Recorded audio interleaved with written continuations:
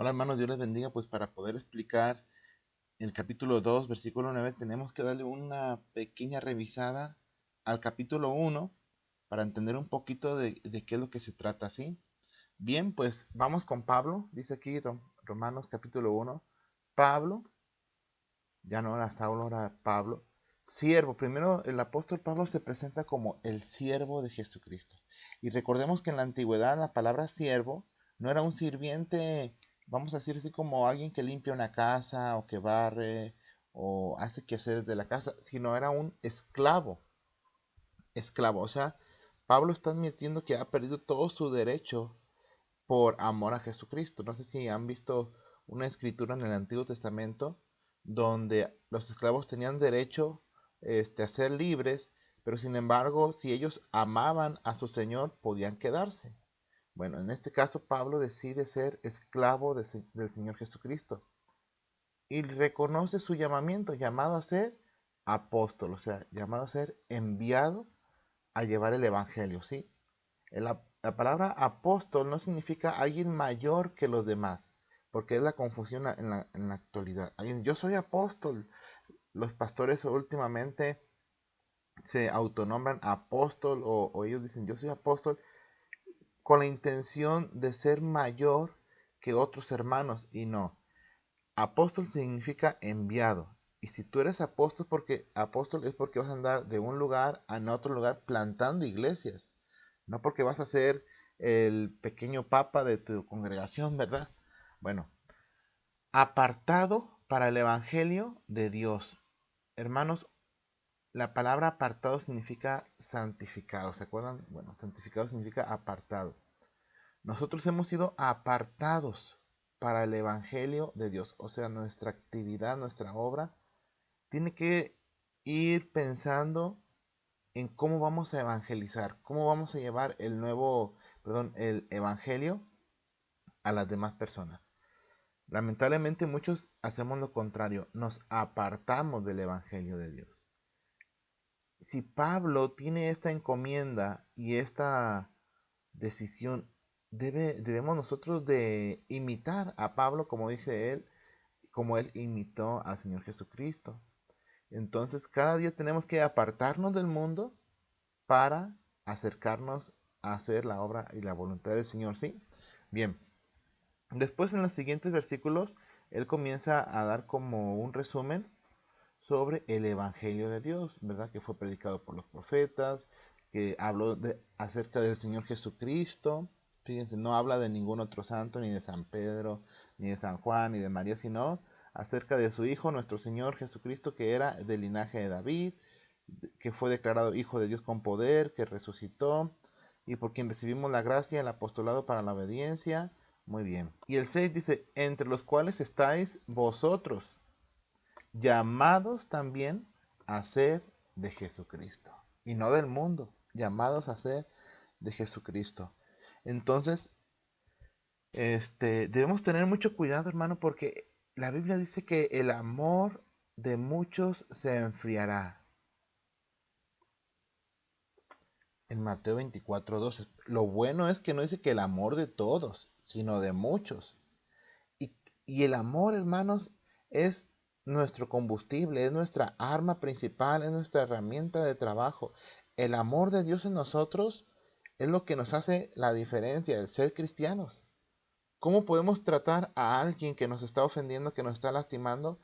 Solamente con el amor de Dios. Nuestro amor se agota, nuestro amor se acaba, pero el amor de Dios es inagotable, ¿sí? Entonces, ¿por qué hay divorcios? Por falta de amor. Y no de amor romántico, aunque es algo importante en la relación, sino de ese amor que te hace luchar por tu pareja a pesar de las circunstancias que estás pasando, que te une a tu pareja, ¿verdad? ¿Por qué las madres están matando a sus hijos en el vientre? Por falta de amor. Amor a ese bebé. ¿Por qué se lastiman unos con otros o hay maldad? Por falta de amor, ¿sí? Entonces, ¿por qué no evangelizamos? ¿Por qué no le hablamos a las personas de Jesucristo? ¿Por qué no buscamos a Dios en oración, en ayuno, en ruego? ¿Por qué no nos dejamos del celular un tiempo para estar a solas con el Señor? ¿Por qué no alabamos a Dios con todo nuestro corazón y saltamos? Bien, también nosotros somos llamados a ser de Jesucristo, hermano. Dios te está llamando. ¿Qué vas a hacer con esa llamada? ¿La vas a colgar o la vas a recibir? Bien, dice, a todos los que estáis en Roma, amados de Dios, llamados a ser santos, a todos. Dice lo que estáis en Roma, pero recuerden que la escritura se aplica a toda la iglesia cristiana, ¿sí? Fue inspirada, no podemos ser cortos de vista para decir, nomás los de Roma, no, a toda la iglesia, a ese cuerpo espiritual, Dios lo ha llamado para ser santos, para apartarnos del mundo, no significa que te vas a ir a un cerro, no significa que te vas a ir a un monasterio allá tú solo, no, sino que no vamos a actuar como el mundo actúa. Bien, gracias y paz a vosotros. Bueno, esta es su salutación, ¿verdad? Vamos más adelantito. Dice, aquí Pablo explica su deseo de estar en Roma, pero que de alguna manera, pues ha sido estorbado, pero que él tiene el deseo de estar con ellos y de darles un don. Fíjese, por aquí vamos a ver un don. Aquí está, más abajito. Dice, para comunicarnos un don espiritual, o sea, un regalo espiritual. Y eso es lo que tenemos que nosotros desear, nuevos dones, ¿verdad? Señor, dame el don de sanidad, pero con la intención de que estás evangelizando, dame el don de discernimiento, dame el don de sabiduría, dame el don de fe. Entonces, hermanos, es válido que tú le pidas a Dios, a Papi Dios, que Dios te dé eso, porque a veces pensamos, nos sentimos como en el mundo, no, es que a mí no me gusta pedir, a mí no me gusta andar ahí, ¿verdad? Buscando, no. Dios nos dice que le pidamos esos dones. Bien, entonces aquí menciona pues que ese don, en el versículo 14, pues es para todos, a griegos y a no griegos, a sabios, a no sabios, soy deudor. Creo que es una mentalidad también del cristiano, sentirnos deudor con las personas que nos rodean. ¿Por qué deudor? Porque tenemos nosotros algo importante que darles y hasta ahora lo hemos guardado, ¿sí? Entonces somos deudores de llevarles el Evangelio. Bien, el 16 dice, por tanto, no me avergüenzo del Evangelio. Al decir esto puede ser, hermanos, que algunos cristianos en Roma se avergonzaban del Evangelio porque en ese lugar recuerden que no solamente había el Evangelio, sino que había muchas filosofías, muchos pensamientos, muchas ideologías, gente pensadora. Entonces a lo mejor se sentían hasta cierto punto opacados porque creer en el Evangelio es una locura. Creer que alguien resucitó de los muertos sin haberlo visto, creer que Dios está ahí con ellos, es una locura para los demás. Sin embargo, Pablo lo declara, ¿verdad? Pero no me avergüenzo del Evangelio porque es que poder de Dios, poder de Dios para salvación, ¿sí? Él es poder de Dios para salvación.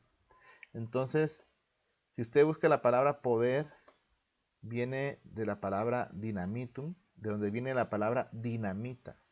Usted recibe ese poder explosivo de Dios dentro de su vida. ¿Y cuando lo vemos? Bueno, cuando usted empieza a evangelizar, está derribando murallas, está derribando pensamientos, está derribando paredes que se levantan en contra del Evangelio.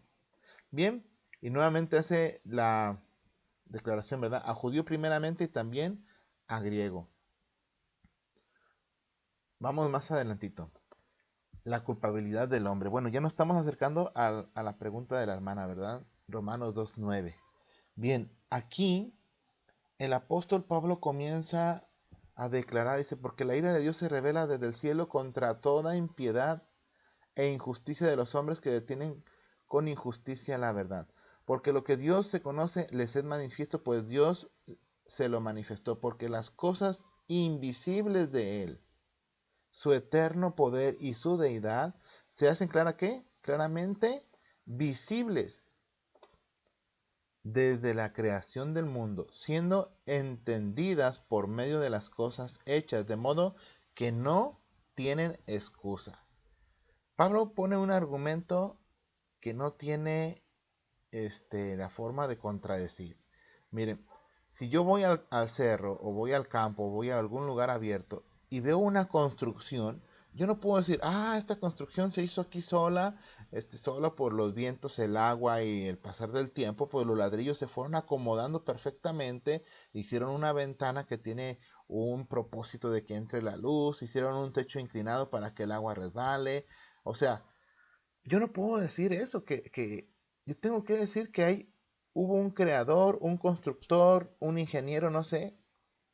De la misma manera no podemos negar la existencia de Dios, sabiendo que vivimos en un planeta que tiene la simetría o tiene los puntos, o mejor dicho, el ambiente perfecto para que exista la vida. La inclinación de la Tierra, la lejanía del Sol, la atmósfera. Hay, no sé si es alrededor de 70 cosas que si alguien quita algo, ya no hay vida. Si la Tierra no durara 365 días en dar la vuelta al Sol, ya no hubiera vida. Si no durara 24 horas en girar sobre su propio eje, ya no hubiera vida. Entonces, las cosas invisibles de Él, su eterno poder y su deidad, se hacen claramente visibles desde la creación. Todos creemos que hay un Dios. El problema es que al pasar alguna situación difícil, la muerte de un ser querido, un accidente o algo, negamos la existencia de Dios porque pensamos o creemos que Dios nos va a meter en una cúpula o nos va a meter en una nicho de cristal donde no nos va a pasar nada. Y no, no es así. El estar en la tierra nos hace desear buscar más de la presencia del Señor, ¿no? Bien. Ahora, teniendo conocimiento de Dios, ¿qué pasó? Dice, pues habiendo conocido a Dios, no le glorificaron como Dios, sino que ni le dieron gracias, sino que se envanecieron en sus razonamientos, ¿verdad? Los romanos. Y su necio corazón fue entenebrecido. Vamos más adelante, dice, profesando ser sabios se hicieron necios y cambiaron la gloria de Dios incorruptible en semejanza de imagen de hombre corruptible. Fíjense, cambiaron la gloria de Dios incorruptible por la imagen de un hombre. Los romanos llenos de esculturas de personas, de Zeus, de Atenas, de Afrodita, y después también de aves, de cuadrúpedos, de reptiles, por lo cual Dios los entregó a la inmundicia. Cuando el mundo comienza a idolatrar, cuando el mundo comienza a desviar su su propósito o su vista de Dios, o sea, nos alejamos del Señor, esa fe tiene hambre de buscar algo y comenzamos a idolatrar cualquier cosa, ¿sí? Hasta una piedra puede ser, una pata de conejo, una herradura, buscamos algo que nos dé esa confianza. ¿Y qué sucede? Pues dejamos la moral, dejamos los mandamientos del Señor, dice, en las concupiscencias de sus corazones, de modo que deshonrando en sí sus propios cuerpos, ya que cambiaron la verdad de Dios por la mentira, honrando y dando culto a las criaturas antes que al Creador.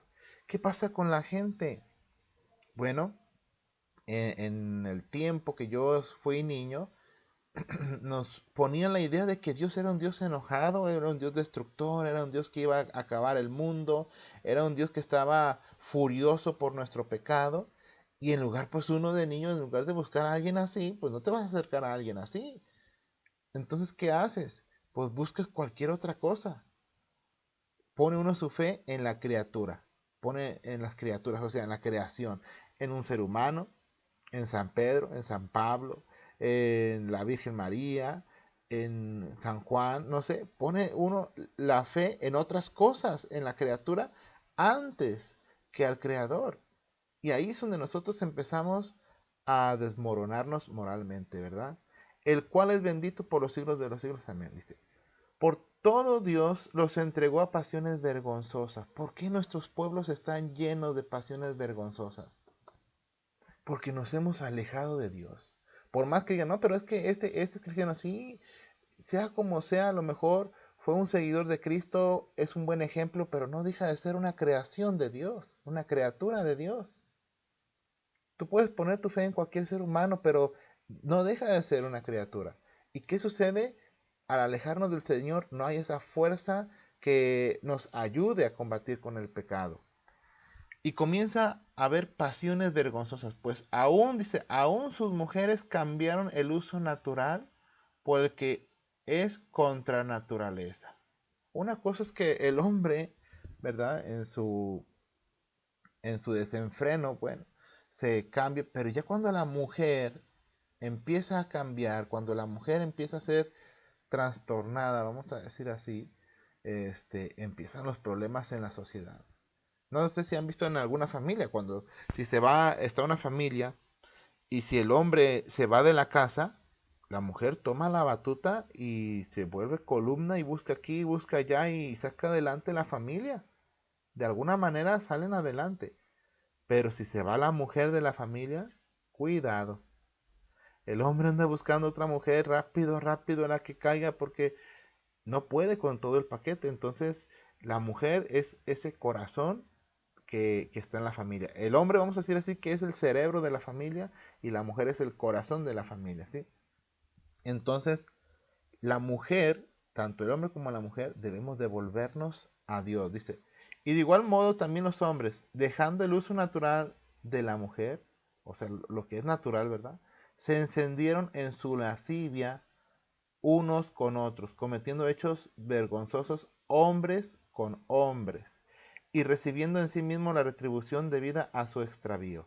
Y como ellos no aprobaron tener en cuenta a Dios, y en otra situación, hacen su propio Dios. Es que Dios es amor, es que Dios me ama tal y como soy. Ok, ok. Dios es amor, pero también es justicia. Dios es santo. 3 veces santo, dijo el arcángel, ¿verdad?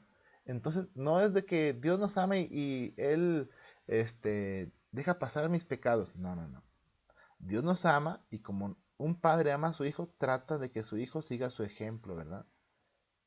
Bien, Dios los entregó a una mente reprobada. Y hermanos, si la sociedad fuera un círculo, vamos a decir así, que viajáramos históricamente en círculos, yo creo que vamos hacia este punto nuevamente.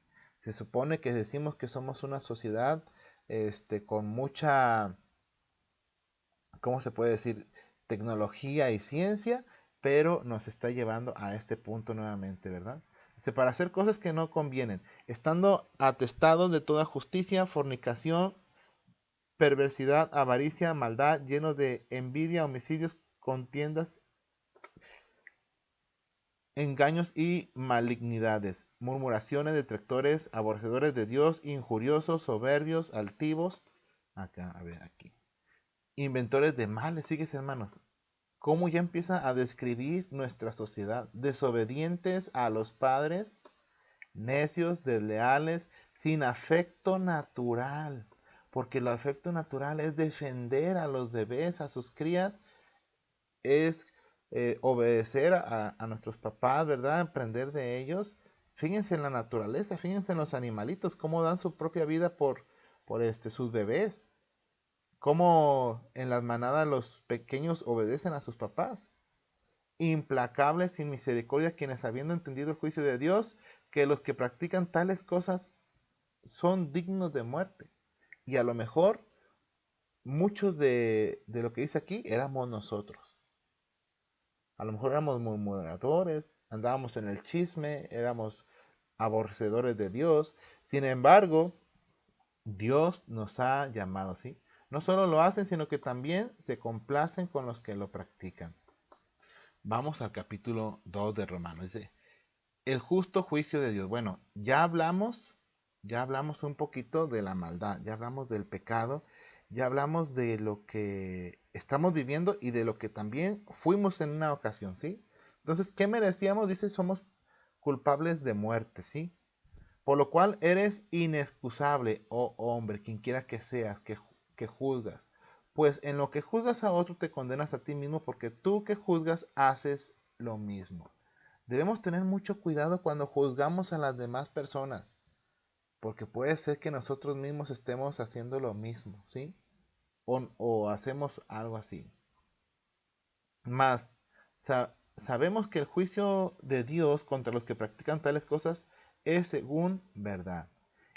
Y piensas esto, oh hombre, tú que juzgas a los que tal hacen y haces lo mismo, que tú escaparás del juicio de Dios. O menospreciar las riquezas de su benignidad, paciencia, longanimidad, ignorando que su benignidad te guía al arrepentimiento, pero por naturaleza, por tu dureza y por tu corazón no arrepentido, atesoras para ti mismo ira para el día de la ira y de la revelación del justo juicio de Dios. Bien. Entonces, muchos de nosotros ya conocemos el Evangelio, ya sabemos la palabra, ya hemos caminado con el Señor, pero ¿qué hacemos? No nos arrepentimos, comenzamos a hacer cosas malas, comenzamos a dejar a Dios a un lado, dejamos de buscarlo de su presencia. Y la pregunta dice, ¿y piensas, oh hombre? Aquí está. Tú que juzgas a los tales, tú que juzgas a los que tal hacen, y haces lo mismo, que tú escaparás del juicio de Dios. Bien, creo que no, ¿verdad? Entonces tenemos que, dice ahí, ira, dice, tesoras, pero por tu dureza y por tu corazón no arrepentió. Entonces tenemos que arrepentirnos desde el corazón, hermanos. Debemos de arrepentirnos verdaderamente. Porque si no nos arrepentimos, si nomás, ay, nos dolemos, ay, no, es que lo que estoy haciendo no está bien, es que, pues ya no estoy haciendo lo que antes, y sigo, y sigo, y sigo, pues va a llevarnos al juicio de Dios, ¿sí? Esto nos va a llevar al juicio de Dios. Bien, el cual pagará cada uno conforme a sus obras. Vida eterna a los que perseverando en hacer el bien buscan gloria y honra e inmortalidad. Fíjense, hermanos, como cristianos, ¿qué es lo que estamos buscando? ¿Las mejores aplicaciones, las mejores noticias o estamos buscando la vida eterna? Pero ira y enojo a los que son contenciosos y no obedecen a la verdad, sino que obedecen a la injusticia. Y aquí está la pregunta, ¿verdad? Tribulación y angustia sobre todo ser humano que hace lo malo. El judío primeramente y también el griego. Pero gloria y honra y paz a todo el que hace lo bueno, al judío primeramente y también al griego.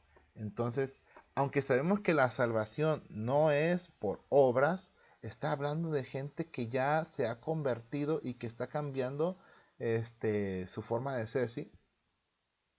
Bien, ahora dice en el 11, porque no hay acepción de personas. Pablo está diciendo, no porque tú digas, ay, yo soy judío, hebreo de hebreos, mis papás son sacerdotes de Dios Altísimo, yo ya soy salvo. Recuerda que Dios tiene hijos, mas no nietos. Hay veces que uno dice, no, es que mi papá ya es cristiano, es el pastor de la iglesia, sí, pero tú te has arrepentido, tú te has convertido al Señor. Ay, es que mi mamá ora por mí todas las mañanas, ella es cristiana, ella sí va a la iglesia, y yo sé que ella ora por mí, sí, pero ¿y tú? Bien, entonces por eso dice, no hay acepción de personas para Dios. Nadie tiene ningún privilegio de que, yo soy un hijo de un rey, yo soy hijo de presidente. No, todos somos, para Dios somos iguales. Y si no nos arrepentimos de todo corazón, sufriremos esa ira venidera de Dios, ¿sí? Porque todos los que sin ley han pecado, ahora aquí vamos a ver lo siguiente, sin ley también perecerán, y todos los que bajo la ley han pecado, por la ley serán juzgados. Bueno, ¿qué sucede aquí? Es probable que los romanos hayan dicho, ¿saben qué? Miren bien, es probablemente que algunos de los romanos hayan dicho, pero si yo no conozco la ley, si yo no conozco, entonces ¿por qué me haces acreedor de la ley? Si yo no conozco lo que tú estás predicando, ¿por qué me dices que yo soy pecador? ¿Verdad? Bien, entonces Ustedes saben, hermanos, que el hecho de que tú no conozcas una ley en un país no te hace o no te justifica de tu responsabilidad. Si yo voy a Estados Unidos y yo digo, bueno, soy nuevo aquí, estoy en Estados Unidos, y de repente agarro un auto y voy a una alta velocidad y me detienen, yo no le voy a decir, es que yo no sabía que había esa ley. Pues no, simplemente van a arrestarme y me van a llevar a la cárcel, ¿verdad? Entonces, también esto se puede aplicar como aquellos grupos que viven en alguna zona remota. De hecho, ha habido grupos étnicos o indígenas, vamos a decir así, aunque no me gusta la palabra indígena, pero naturales es la mejor palabra, que nunca han tenido un contacto con el mundo de ahora, el mundo moderno. Y uno dice, bueno, ¿y ellos cómo nunca conocieron a Jesús? ¿Cómo van a ser salvados? Bueno, dice ahí la palabra del Señor, ¿verdad? Vamos a leerla. Porque todos los que sin ley han pecado, sin ley también perecerán. Yo creo que Dios es un Dios justo. Y aquellos que no conocieron el Evangelio van a ser juzgados en base a su forma de actuar, a su forma de actuar en el mundo, ¿sí? Dice, y todos los que bajo la ley han pecado, por la ley serán juzgados. Porque no son los oidores de la ley los justos ante Dios, sino los hacedores de la ley. Entonces, de nada te sirve que conozcas la ley si no la haces. Pero de mucho le sirve a alguien que hace conforme a la ley, aunque no la conozca. Bien, por cuanto los gentiles no tienen ley, hacen por naturaleza lo que es de la ley. Esto, aunque no tengan ley, son ley para sí mismos, mostrando la obra de la ley escrita ¿dónde? En sus corazones. Dios ahora ha puesto su ley en nuestro corazón y en el corazón de todo ser humano. Así que aunque no conozcas la Biblia, el Antiguo Testamento y los profetas y a Moisés, tú sabes que robar no está bien. Tú sabes que tomar la mujer de tu prójimo no está bien. Sabes que mentir no está bien. ¿Por qué? Porque Dios ya lo incrustó en nuestro corazón. Entonces, se dice que, fíjense, que hubo una tribu que adoraba al Dios invisible y que esa tribu trataba de comportarse lo mejor posible, respetando al compañero, el que estaba al lado. Entonces, ¿cómo? Pues que Dios lo ha puesto en su corazón, ¿sí? Dice, dando testimonio que su conciencia. Dios nos ha puesto esa conciencia. Ahora, el problema de la conciencia es el siguiente. Dice que una vez un hombre se metió a un corral, ¿verdad? Tenía mucha hambre y el vecino se había ido y dijo, ay, me voy a robar una gallina. Y su conciencia primero le dijo, no te la robes, ¿cómo es posible? No, mejor pídesela. Ay, conciencia, discúlpame, pero tengo mucha hambre. Y fue y se la robó. A los días, otra vez, va y se mete y se roba otra gallina en la conciencia. Mira, no te la robes, es que cómo es, eso está mal, no lo hagas. Bueno, no se dio a la conciencia y se la robó. En la tercera ocasión, agarró una gallina y la conciencia dice, bueno, ya estás aquí, pues ¿para qué te llevas una? Llévate dos o llévate tres. La conciencia se empieza a viciar con lo malo. Por eso cuando tenemos un nuevo nacimiento, nuestra conciencia es revivida, nuestra conciencia vuelve a activarse, vuelve a decirnos lo que está bien y lo que está mal. Mucha gente que no tiene la conciencia puede hablar malas palabras, puede mentir, puede hacer cosas y después decir, yo sí, yo soy cristiano, yo me entrego a Dios porque su conciencia está apagada. Necesita un nuevo nacimiento espiritual. Bien, acusándoles o defendiéndoles su razonamiento. Dice, en el día en que Dios juzgará por Jesucristo los secretos de los hombres conforme a mi evangelio. Para Dios no hay secretos. Así como en el internet se guarda un historial de todas las páginas a las que tú entras y todo lo que tú haces, y que tú dices, ay, lo voy a borrar, ¿verdad? Para que nadie lo vea. Bueno, el historial de Dios no se puede borrar. Y Dios conoce lo que hacemos en secreto. ¿Qué es lo que tenemos que hacer? Como dice la palabra del Señor, no endurecer nuestro corazón. Él ya sabe que has pecado. Entonces no tenemos que endurecer nuestro corazón y tenemos que arrepentirnos verdaderamente y dejar ese pecado, dar esa media vuelta al pecado y buscar a Dios de todo corazón. Entonces no hay excusa para los que no tienen ley y ni los que viven a lo mejor en el polo norte o en el polo sur, ¿verdad? O los que viven en alguna tribu que no se ha descubierto, que no se ha unido, que no han conocido a Cristo, bueno, tampoco para ellos hay excusa. Sin embargo, nosotros estamos llamados a llevar el Evangelio a esas personas, ¿sí? ¿Por qué no tiene excusa? Bueno, una, por las cosas visibles que Dios ha creado, el cielo, la tierra, las estrellas, todo lo que podemos ver y tocar. Alguien tiene que decir, bueno, es que esto no pudo parecer así por así, tuvo que haber un creador. Número dos, porque Dios ha puesto su ley en nuestro corazón y el deseo de buscarlo, ¿verdad? Y creo que número tres, el Espíritu Santo está trabajando en las iglesias para llevar las misiones a su mayor, a su mayor esfuerzo, ¿sí? A llevar el Evangelio a todo el mundo antes de que venga el juicio del Señor. Bien, hermanos, pues creo que nos extendimos un poquito, pero espero que se haya solucionado esa duda, hermano. Dios les bendiga.